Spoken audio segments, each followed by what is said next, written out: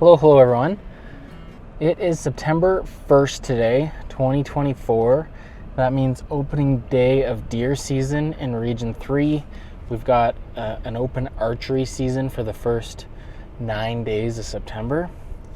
And black bears are also open again up here in Region 3. And some other small game, which has been open for a while, is open. Just, for example, hares. So we're just getting up into the alpine above Kamloops right now.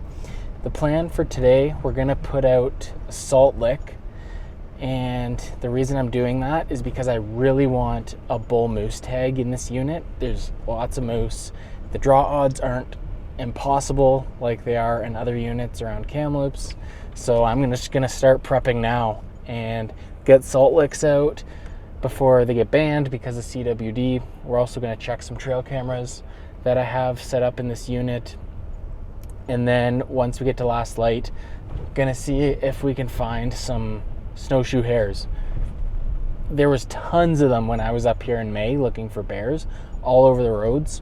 But that was, like I said, 3 months ago. So who knows if the snowshoe hares are still in the same locations that they were as in May. But we're gonna take a walk last light. That's when we were seeing them, and hopefully we can run into, I don't know, one of them even.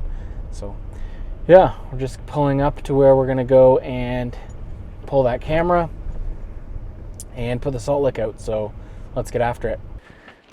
I picked up these salt licks right here at the horse barn in Kamloops. It is a, let me look here, 44 pound salt lick. So super heavy. It's 44 pounds and should last at least till this time next year is really what I'm thinking. Look, it's not even gonna fit in my backpack. I didn't even think of that. I'm gonna have to make it, but yeah, should last like all winter basically with that much, unless there's even more moose than I thought in here.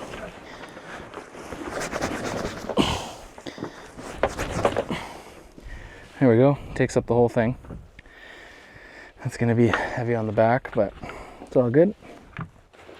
And then we're going to bring the bow, and if we see a black bear or if we see a muley, buck, any buck, we've got tags with us.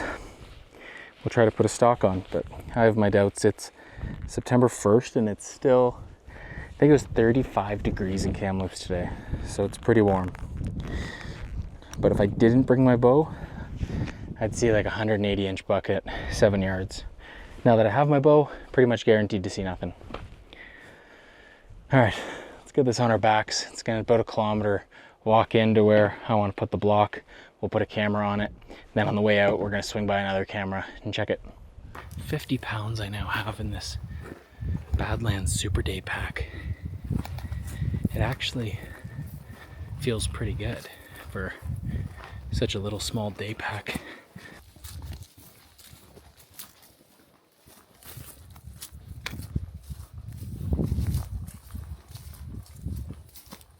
So here's my camera on this pole.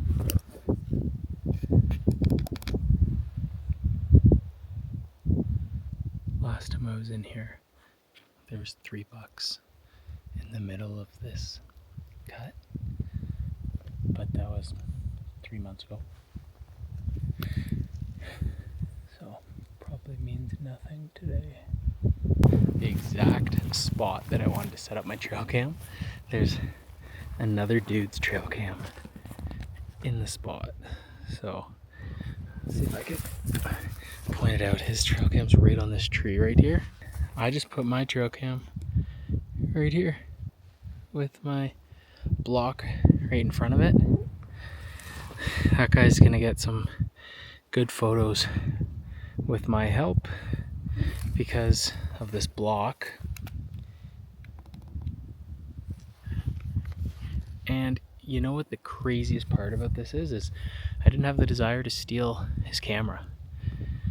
Oh, I can't stand thieves and when people steal other people's hunting equipment. I've had some cameras stolen. I've had some cameras stolen in this unit, and I'm still pissed about it.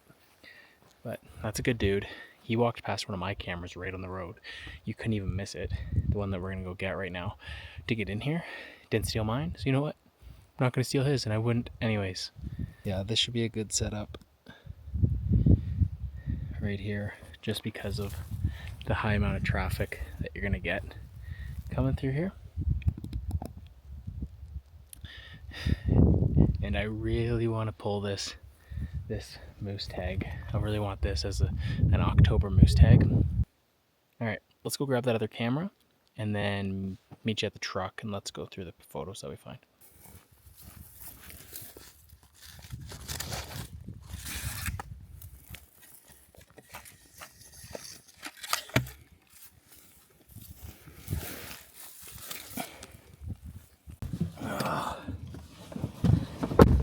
Okay,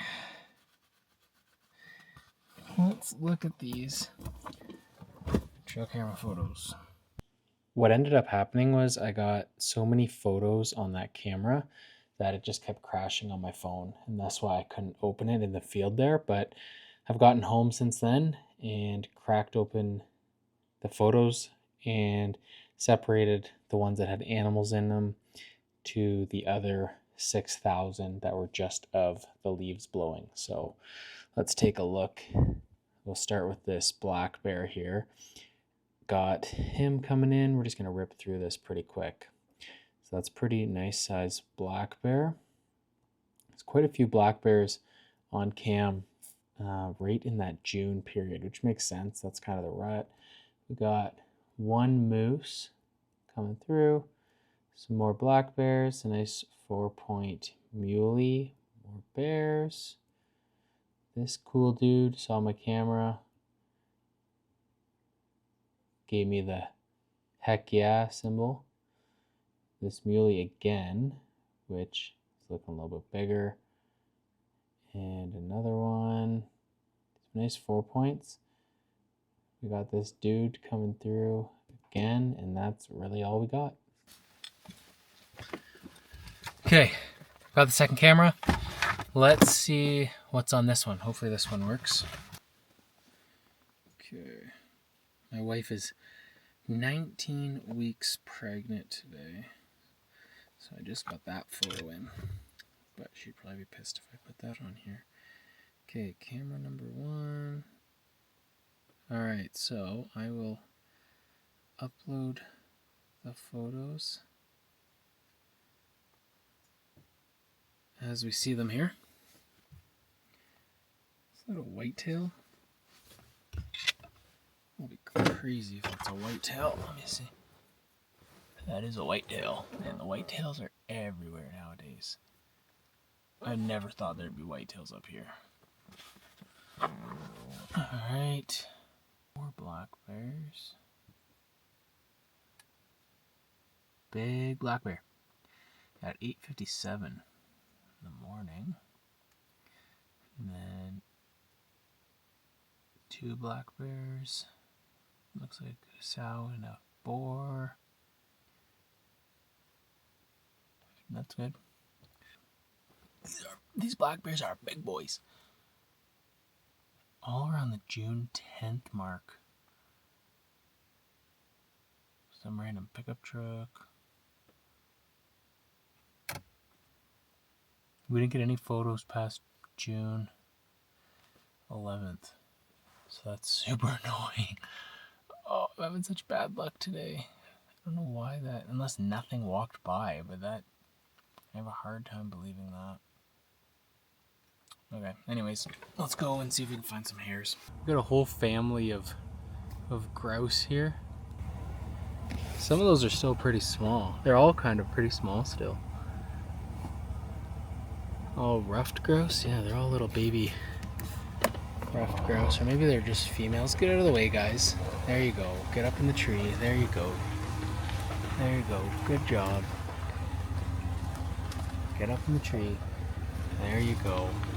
I know I say this like in every video I make, but I do not know how grouse are not extinct. I could have killed them all with a baseball bat, probably.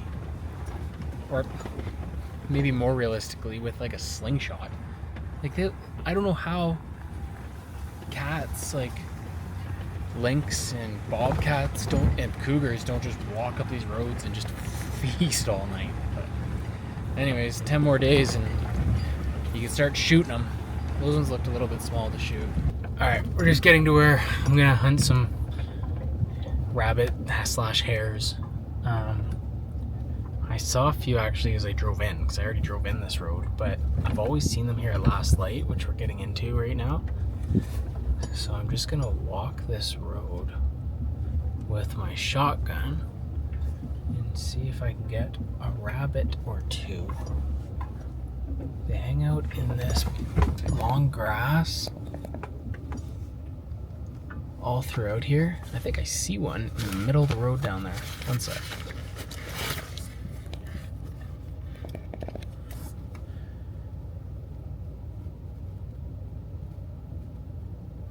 Yeah, there's one in the middle of the road down there.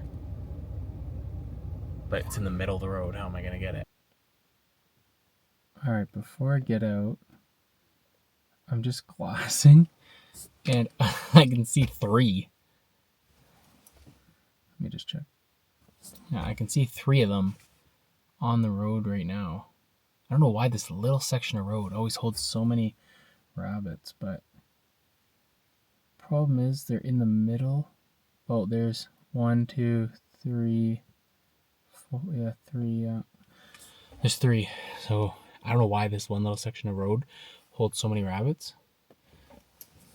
Again, should just be full of cats. See how close we can get with the shotgun. They're on the middle of the road. Here, I'll try to get some footage actually with my, just holding my binos.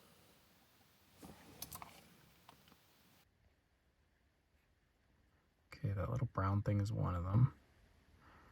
There's another one like in the grass, like at the base of the hill, and there's one sitting at the top of the hill. And those are only the ones we can see right now. Nope, see? There's another one that just ran across. All right, let's try and get one.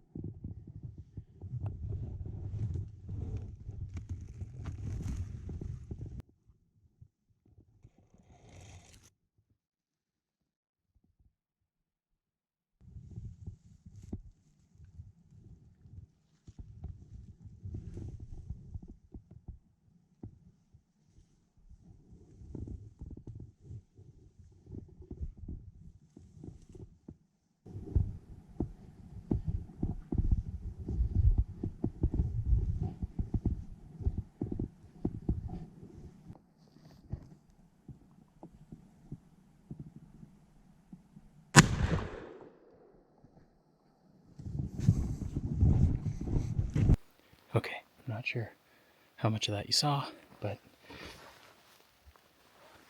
we got one right here. That's a nice one. That is a big hare. So there's still more on this road. We're gonna put this guy down and see if we can get one more.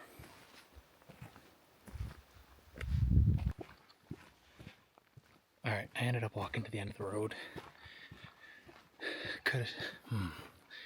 I was just about to shoot a second one and he hopped away. It was close. They know what range to stay out of.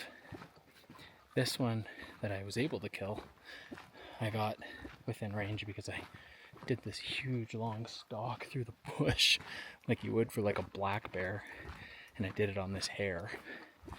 And the problem is, by the time I got done from that stalk on that one hare, it got to the point where it's almost too dark to shoot right now. I saw a bush back there and I was like, oh, I think that's one. And I even put my binos up and I was like, I can't tell.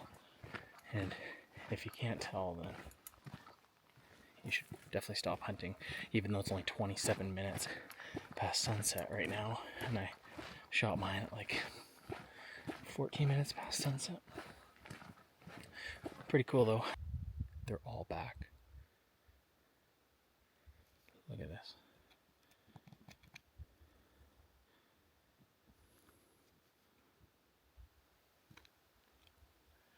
I don't know if you can see, but they're all in the middle of the road right there. Problem is my truck is right behind them. I can see 3. I'm not gonna shoot. I only need one. We got within like 8 feet of a hare right there. It would have literally been execution style. But I don't need to shoot another one. I am going to eat this one though. Yeah, but one's enough. One is enough for me. I'm not sharing it with anybody. I'm gonna eat him tomorrow. So that was a pretty fun 4 hours, putting a salt lick out, checking a couple cameras, and shooting a hare. I'm gonna go home right now. I'm gonna get the hare done up to the point where he's not gonna spoil, and then I will meet you tomorrow when it comes to cooking him. I'm just gonna follow a recipe. I don't know which one we find online, and I'll give my review about how he tastes. See you then. Welcome back. It's been a couple days since I shot that hare. I let it sit in my fridge just to see if it would get rid of some of the toughness by letting it sit out. And I followed a recipe by Teal Stone Homestead. Just trying to see which one. So Teal Stone Homestead, and it's called Fried Rabbit Recipe Farm to Table Dinner. I followed that recipe. Super easy to follow. She cooks a lot of rabbit, so seemed like a pretty reliable source. And that's exactly what I did. I fried it up just like she did. I've already had a couple bites. So kind of my review on hare is it's pretty good. It is definitely like better than squirrel, I think. But I don't love squirrel. It still has a little bit of toughness to it, which is to be expected with animals of that caliber. But yeah, overall I'd give it like a 4 out of 10. So I'm not really blown away by it by any means, and I'm glad I didn't shoot 2 of them. But is it better than lots of other foods? For sure. Way better than cabbage rolls, I'll tell you that. So yeah, I definitely recommend watching that YouTube video I just mentioned and cooking it that way. It is like, yeah, you can kind of still smell the rabbit to it, if you know what I mean. Like, you know when you eat meat and you can still kind of smell it. I find that with mule deer a little bit. Yeah, it still has that little tinge. It's not like the rabbit stunk by any means, but it just kind of smells like a wild animal. But overall, yeah, 4 out of 10. I'm still going to eat this entire hare. If you're still watching the video this far in, really appreciate you. Appreciate the support. And if you liked this video and you want to see some others, just head on over to my channel and check them out. Thanks for watching, everybody. We'll see you out there.